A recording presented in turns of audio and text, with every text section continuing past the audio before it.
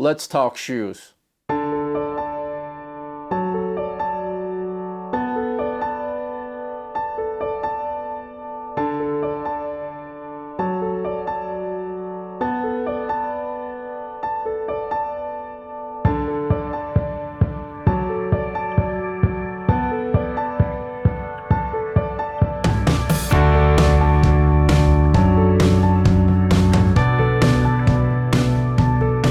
Hello everyone, how are you? This is yours truly, Diabetic Cycling. Today is March 15th, 2022 as I record this episode. Welcome to another episode.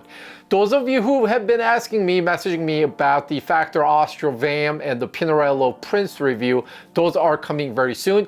I just needed to make sure that I ride them enough, hundreds of miles on each, just so that I could do integrity and honesty any justice as I share with you my thoughts. When it comes to cycling, a lot of things come down to personal preference, right? So, even right down to what kind of gloves each person prefers versus what kind of socks. I mean, sock doping game. Some people like me just really prefer basic white socks versus other people want patterns and colors. There's so many things are like unique to each individual person. Shoes are no different in my opinion, where some people may want something stiff, some people may want something with a little bit more of a give, some people love flashy color, some people want just a white pair of shoes. And to add to that whole madness, all of us share different physical attributes. Some people have wide feet, some people have a lot of arc on the bottom of their feet. So with the different the length of a feet, width, and maybe the bone, the toes is sticking out a little bit more than others. So everybody has a unique and different need for shoes. However, what most likely would be common, dare I say, would be majority of us roadies would like something that is stiff on the bottom, something supple and breathable upper top, and something that is obviously comfortable riding all day on the saddle on a very long day. And as being a contact point while you're on the saddle, it would be important to make sure that any watt that you put out isn't wasted from a shoe either being too flexible or whatever. So admittedly, I'm a bit of a shoeaholic, and I have a tendency of not being able to pass on good deals when I see one. So some of the models that I show you today may have been discontinued and replaced by manufacturer for something equivalent, or you may be able to find some of these out on the market today. So if you are considering a same pair, hopefully I could add my 2 cents to help you one way or another. Now, to establish your baseline, I wear size 43, and if you've been around the cycling long enough, you also understand one brand's size 43 doesn't necessarily equate to another brand's size 43. As well as one brand calling their shoe with a stiff index of 10 doesn't necessarily mean another company's same stiffness index 10 being the same level of stiffness. So take it with a grain of salt, and without further ado, let's go with the first pair of shoes.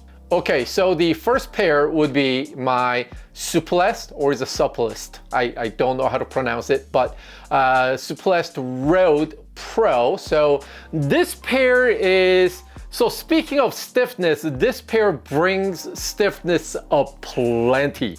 So the bottom sole is very stiff, and the upper is also extremely stiff compared to the some of the other pairs. This shoe has a design where there is no middle tongue, which I will show you like in some of the other pairs. So what it's gonna have is the left side will come, and then right side will come, and then they just kind of meet at the middle, providing the center of it, and then there is one boa dial here. So this pair took a little bit of time to break in, and especially during the break-in period, right here is where it would hurt a little bit, because it is just so stiff, and with my feet just pedaling as so, with the ACL touching this part right here, this took a bit of a time for me to get used to. Now it's completely fine, no issues there at all. Once they were broken in, just super comfortable on 100-mile day. Not an issue to be had. It's one of my one of my favorite pair right now.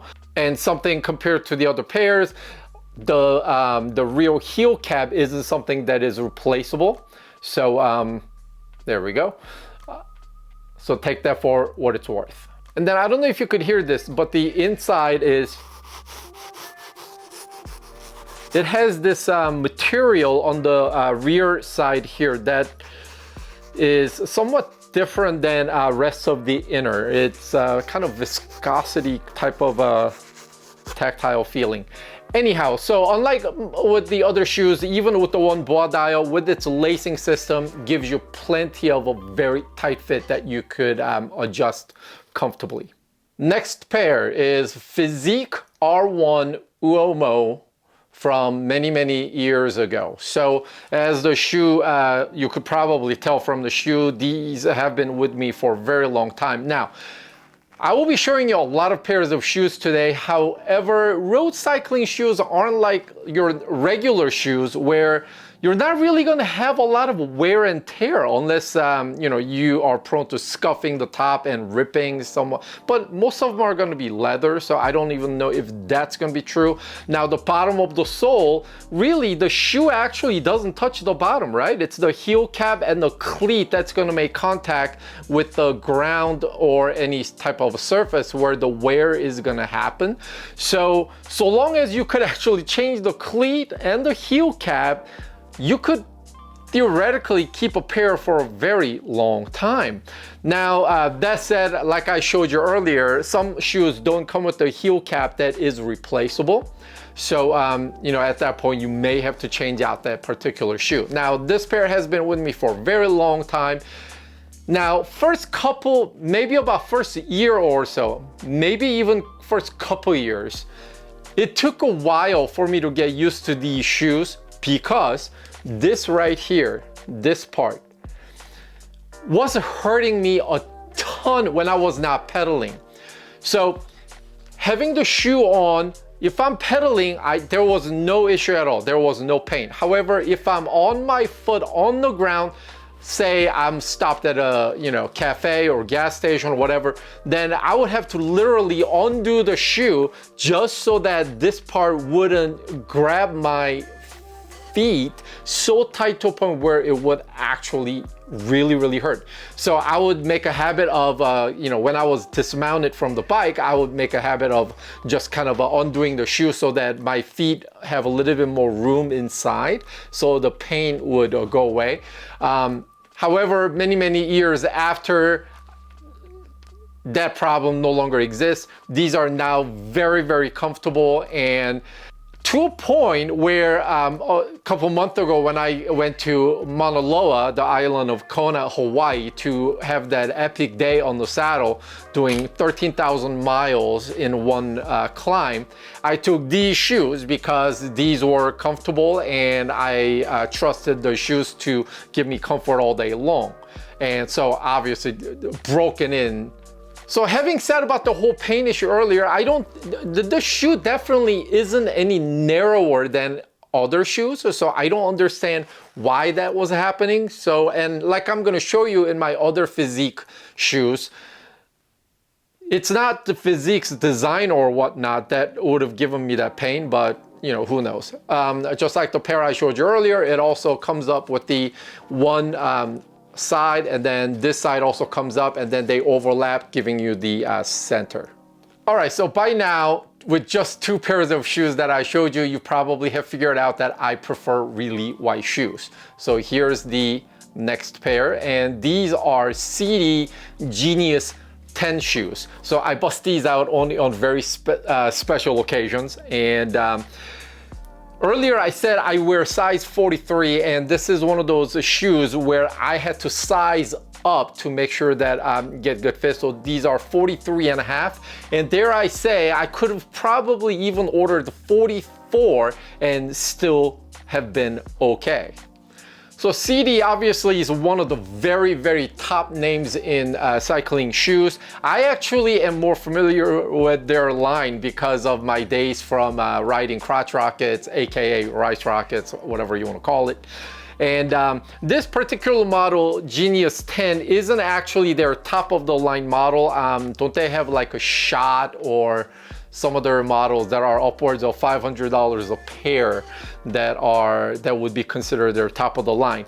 Now, this pair uses their own take on ball dial, and I don't necessarily like the dials. I would have preferred the normal tried and true ball dial. Because of the flap design that comes up, for you to turn, you do get a little bit of a better leverage, but I think they're creating a solution for a problem that actually doesn't exist because the traditional ball dials work just fine. Now, with the two dials and their lacing pattern, you could definitely dial in any type of a fit that you want, and very forgiving. And once you wear the shoe, every crevice, every surface of your foot gets comfortably, very snugly wrapped in these pairs of shoes. And unlike the other two that I've shown you so far, this has the traditional middle tongue design where the left side comes up, right side comes up, then there's the middle tongue right here.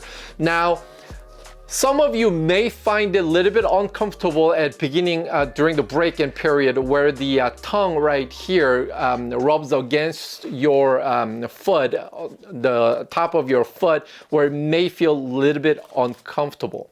So on the bike, these feel exceptionally light. I don't know what they weigh. They feel super light anyways. But like I said earlier, these aren't the top of the line CD shoes, but they are very light. And those of you who like that kind of a feel, great pair. All right, so next shoe is Physique Tempo R5. So if you're familiar with the Physique's naming scheme, 5 would denote it's not very high-end. I believe these were either little over 100 or slightly under 200. I forget how much they were, but here's the deal. I like these so much to a point where I actually own two different pair. I have the one with white and black, and then I also own this pair with the one white with Movistar blue. So this actually, I've never worn these out on the road yet because I got these. And this pair, I actually bought them thinking I was gonna get a bike that matched this color because I was in the market for one, and then that didn't pan out. So these are currently just in the box, not being worn. So this pair here, so remember the R1 Uomo that I talked about earlier, how I said I had issue with, this part right here hurting my foot, but no such problem with this pair. So obviously these were released many years after the R1 that I own. So maybe in the process, I don't know if they changed the design or the build, but that sort of a pain never existed with this pair. So the comfort that I felt with my R1s after several years of riding, these gave me that comfort right out of the box, almost like broken in right out of the box, no issues at all. Now, inevitably, all of us probably at some point had the shoes that are just secured with the Velcro straps only, which the Velcro straps would usually go like this, and go like this, and so on and so forth. Now, and those shoes probably gave you a little bit less securing fit compared to such as the BOA system or what have you. Now, because of the way these things are designed, because the way the two straps, the main straps, which are beefy straps, by the way, go from side to side instead of just from left to right, which is just one way. Because of the way these go back and forth in the zigzag format, these, despite being Velcro straps, have no problem with giving your feet something secure fit. But the most important thing about this pair, the Tempo R5, is that once you have them on and when you start pedaling, the shoes almost disappear. You forget that you're wearing and you forget that you have them on. That's how comfortable they are and feel deceptively light on your feet. And then based on the price of these shoes, they absolutely punch way above their weight class. Next pair, Bontrager Spectre road shoe. So I had a white pair of these for the longest time, and those were my main shoes before my R1 Uomo from earlier. And I loved them so much at that time, I bought these fluorescent color to match my fluorescent kit that I occasionally wear.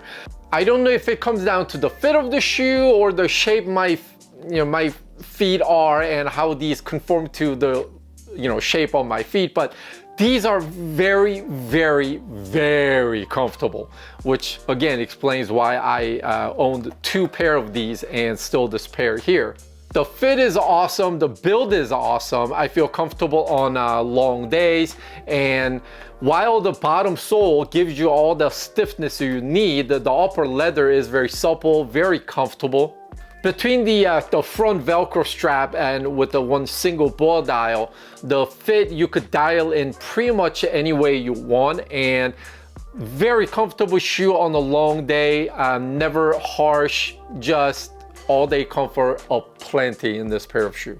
Okay, the next pair is Northwave Extreme Pro. So I have a super soft spot in my heart for Northwave shoes, only because many decades ago when I was first learning clipless pedals, the shoes that I bought for the very first time were that of Northwave shoes. Of course, that pair was not nearly as sexy or light as this pair. So this over here gives you Northwave's stiffness index of 15. So these are basically gonna be as stiff as they come. There is absolutely zero give on the bottom sole. However, the way the shoe is designed and made with the material, very, very uber mega light on your feet, and the design and build is so flawless and clean. I mean, the way the sole meets the side and everything, just elegantly and just greatly designed and made.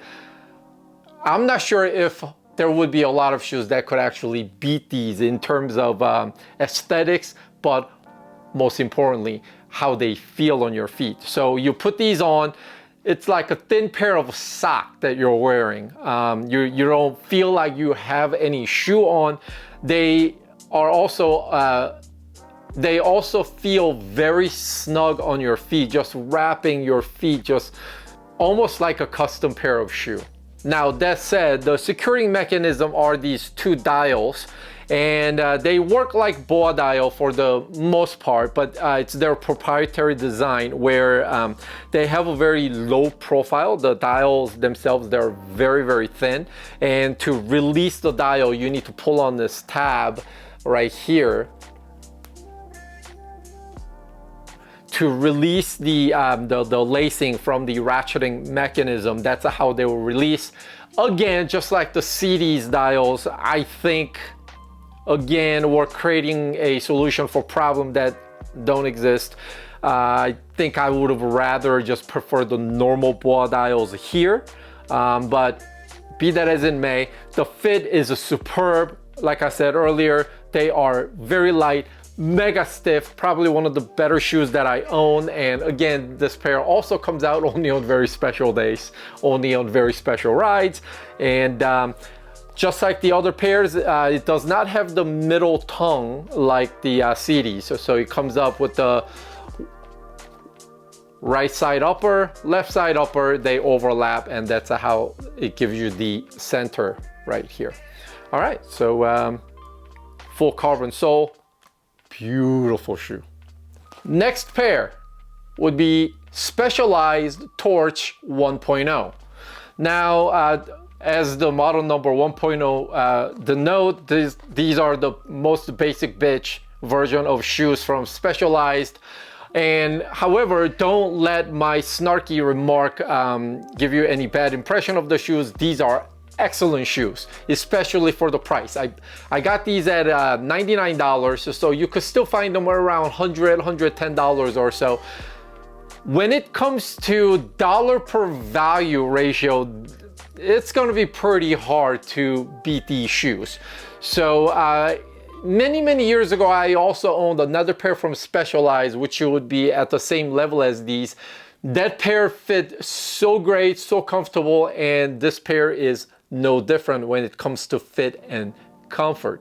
It does have nylon soles instead of a carbon like some of the other pairs I've shown you, so inevitably the conventional thinking would be that this would be more flexible than the carbon shoe, and that may be true. However, from the enthusiast level and hobbyist level, although I am a pretty serious enthusiast, when you're sprinting for the town sign or the stop sign on a Saturday group ride, I dare you to complain just because your sole is nylon sole like what you find here. Of course, not all soles are going to be the same from different various companies, but these here are plenty stiff enough. The upper is very comfortable. And the breathability is awesome on these things. However, a downside of this particular pair would be that it doesn't have this Velcro system with the BOA dial, which actually some of my other shoes have exact same combination. However, I don't know what the problem is, but these do not hold the fit very well, meaning beginning of the ride, you get your fit dialed in and you're riding, and some miles later, you would kind of feel that you're coming a little bit loose on the shoe side of things. So you would have to ratchet down again as you're riding. Not a big deal. I'm being nitpicky here. Is this a case of you get what you pay for? Perhaps. However, I do need to note that the fit does come loose a little bit easier than some of the other shoes. Next pair I'm going to show you are second pair of a Suplex that I own, which are the Suplex Aero shoes. Now, I did not get these shoes because they're Aero.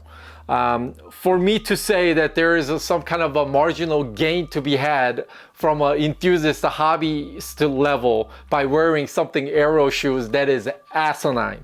So that's not why I got these shoes. I actually got these shoes from the product shot of the photos where these shoes looked just streamlined and very clean. So that's why I got these. Now, so before I share with you my thoughts, let me just show you what the shoes are like. So these are lace-ups, like you see here. And then once you have them laced up, you close up the left and right, and then you zip up as so. That's how it gives you the Aero, because basically the shoes are designed to hide all the laces where the air would be turbulent. Now, for my sneakers, the lace-ups are just fine, but for my road cycling shoes, I don't necessarily prefer lace-ups. I actually didn't know these are lace-ups when I was buying them. I thought they had other sort of a thing, and that's how you would secure the fit.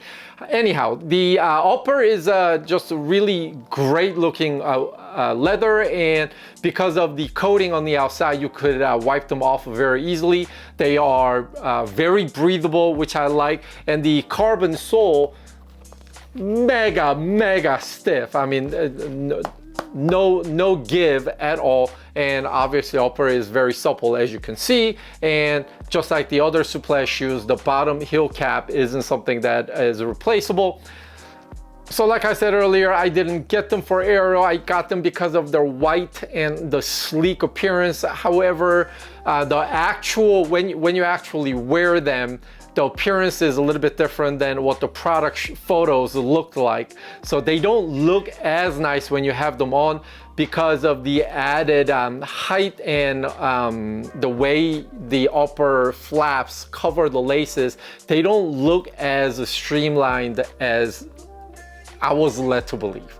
So, but they're still great pair of shoes, especially if you want just absolute stiffness, and it's also easy to clean the upper because you just wipe down, unlike the other treatment of other shoes that don't have this shiny exterior. So easy to clean up the dirt. Excellent pair of shoes, stiff, just not quite what I was hoping for.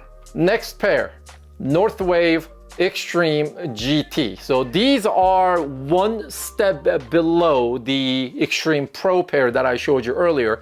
So this one has one dial instead of a two that the other version had earlier. But outside of that, basically about the same shoe. It features a carbon sole. The stiffness index does read 12 instead of a 15 from earlier, the other pair. However, I'm not able to tell the difference of a 3 index rating difference. Very stiff shoe. The upper material seems a little bit different, but the same characteristics are still to be had on these. You know, call it trickle down effect, I don't know. But basically, very snug, just like the other pair from Northwave that I showed you earlier. And the clean line and the design and everything still very much prevalent in this pair as well. Could have done with the maybe 43 and a half. I'm fine with the 43 here, but unlike some of the other shoes where I find dead on great fit on 43, this may be just a hair tight. Again, no problem ordering the 43 just like others, but still I might have been better with half size larger. And just like the Suplex shoes from the very first pair that I showed you, it has a different texture on the heel side over here. So that's that, and not much really to tell you about this pair because it's about the same as the other pair. Again, I got them because they were on sale, ridiculous sale for clearance, and I had to get them. And then just like a good pair of shoes should have, the rear cap is replaceable. Next pair, Louis Garneau. Now, other than the fact that they are Louis Garneau shoes, I actually don't know the model name or anything. I think these are also discontinued as well.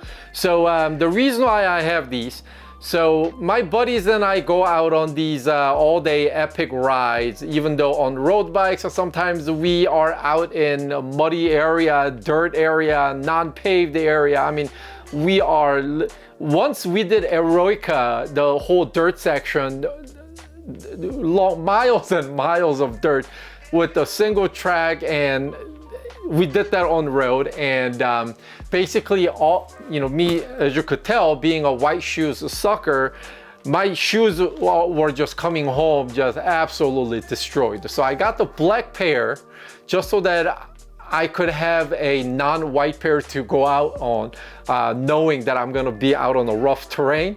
So I got these, and at the time I was looking for black pair, and these were available on Amazon for $39. And I was like, wait, so there's a shoe, despite the fact that it has nylon sole, who cares? It has a boa dial system and it's a $39. Basically, they're like a disposable pair of shoes. So I got them, snatched them up real quick, and they've been serving me greatly since then. However, I must share with you, okay, so case of you get what you pay for, perhaps. The one dial system here does not have any sort of a Velcro or anything. So one dial gives you a bit of a problem dialing in a custom, like a secure fit.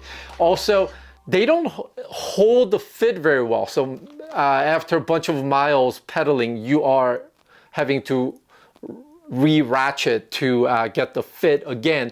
So they will come loose a little bit quicker than some of the other shoes. The nylon sole, as common sense would indicate, you may say they're going to be more flexible than carbon, but they are actually pretty dang stiff, if I must say. However, with the more cost-effective budget side, the heel cap is not replaceable. These currently serve as my indoor trainer Zwifting shoes, which they're great for. So again, not a ton of complaint, but at the price range, I really can't complain. Next pair, Bontrager Evoke mountain bike shoes. What the heck?